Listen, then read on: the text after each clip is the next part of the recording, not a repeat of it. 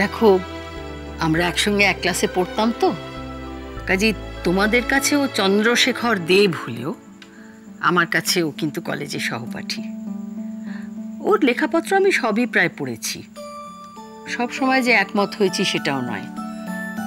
তাই এতদিন বাদে আবার যদি রবীন্দ্রনাথকে নিয়ে আমরা বসি, তাহলে কাজটা এগোনোর চেয়ে তক্কাতক্কিটাই বেশি হবে।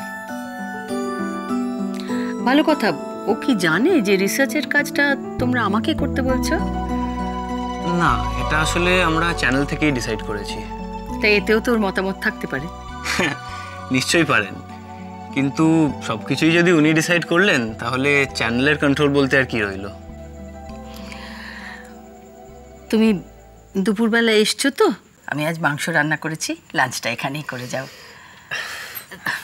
তোমার নিশ্চয়ই এখনই এই বয়সে রেডমিট খাওয়া বারণ হয়ে যায়নি? না না, ঠিক আছে, বসো।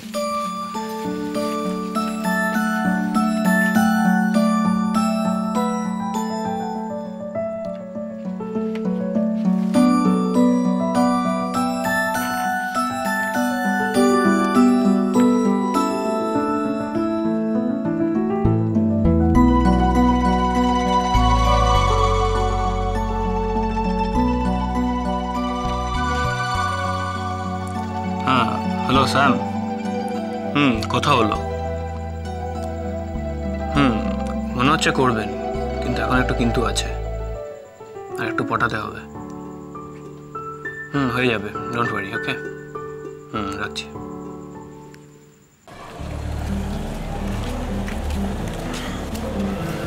কাল কটায় ফ্লাইট? কিসের ফ্লাইট? আমার প্লেনে চড়ার পয়সা নেই স্যার। তুই ট্রেনে যাচ্ছিস? শতাব্দীতে দিল্লি অবধি, তারপর দেখি ওখান থেকে কি বাস পাই। একটা কথা বলি, প্লিজ ডোন্ট সে নো। এতদিন পরে একসঙ্গে থাকার কথা বলিস না। আমিও পারবো না, তুইও পারবি না আমায়। তোকে একটা Kolkata Delhi rail ticket gift করি? কেন করবি? এমনি। না, এমনি কেউ কাউকে কিছু গিফট করে না স্যার। ওকে, ধর এই যে তুই তোর বাবাকে রাজি করালি, সেটার জন্য গিফট ধর। তাহলে সেটা গিফট নয়, কাটমানি বা কমিশন। না, তুই নিজে থেকে সরে গিয়েছিস, এখন আমায় দোষ দিচ্ছিস কেন? মানে ইটস নট ফেয়ার। আমি তো দোষ দিচ্ছি না, বলছি কল স্পেড স্পেড। কাল কটা ট্রেন রে? আমি কিন্তু সি অফ করতে আসতে পারি। কতদিন হাওড়া স্টেশনে আসিস নি, একবার ভেবে দেখ। তো যদি অসুবিধা না হয় আমার কোনো প্রবলেম নেই। বাবার ব্যাপারটা এখন আন্ডার কন্ট্রোল তো? মানে মোটামুটি আর কি। ভালোই হলো, জানিস বাবা কিছু একটা নিয়ে ব্যস্ত থাকবেন। আজকাল তো ঘর থেকে বেরোতেই চান না।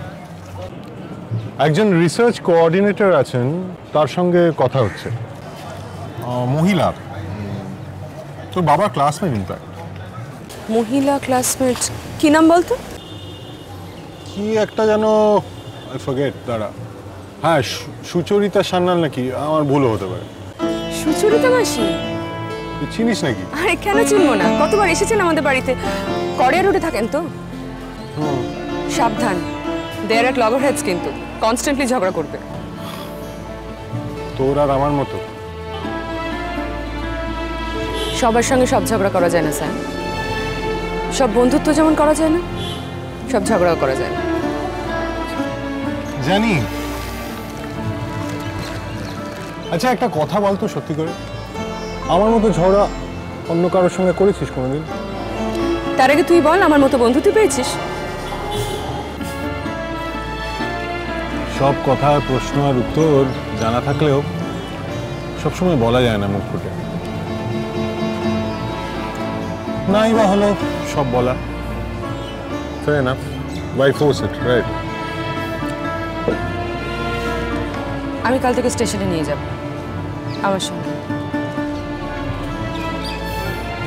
ভেবে দেখ, তখন যদি ট্রেনে চাপতে ইচ্ছে করে তাহলে দুটো ট্রেন টিকিটই কিন্তু তোর নামে। চাটে শেষ কর। জো হুকুম।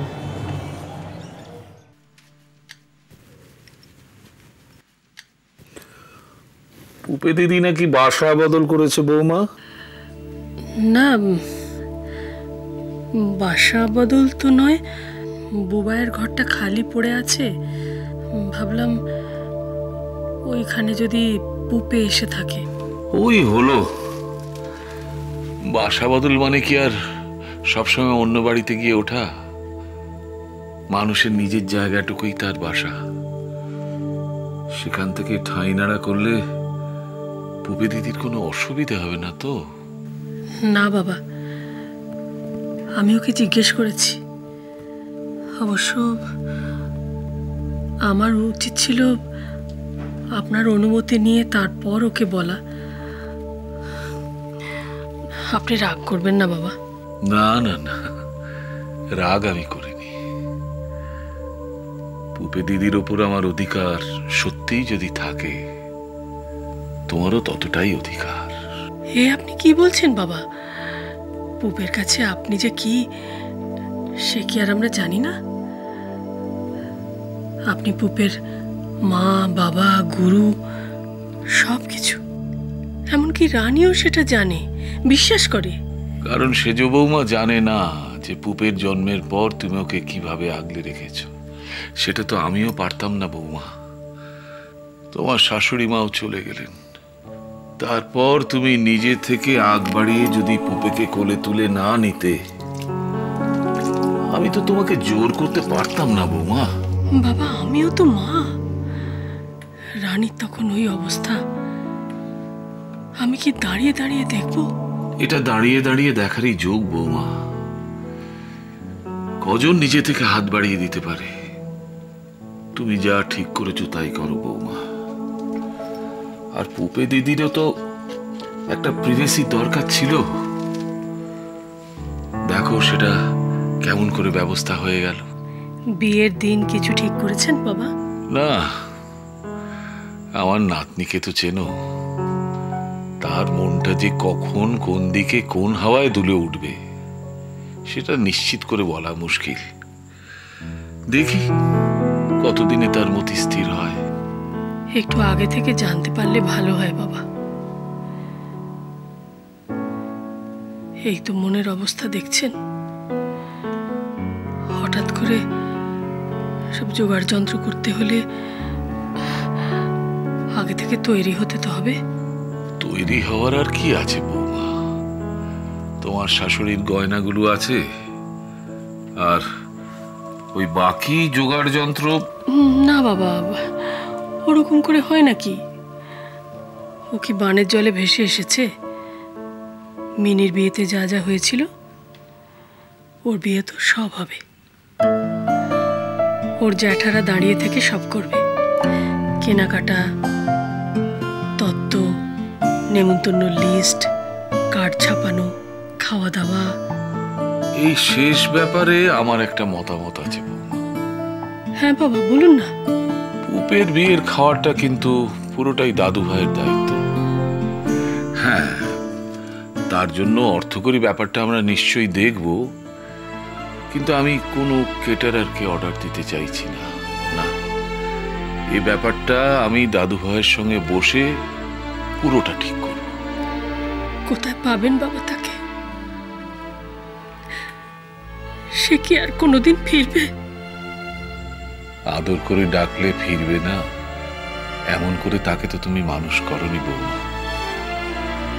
এই দেখো, আনন্দের কথা হচ্ছিল আর আমি তোমাকে কাঁদিয়ে ছাড়লো।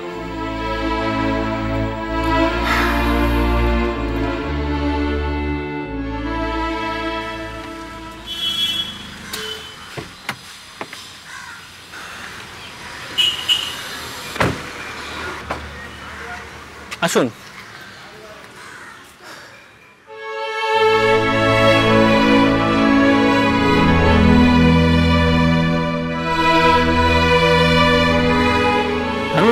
আমরা এসে গেছি।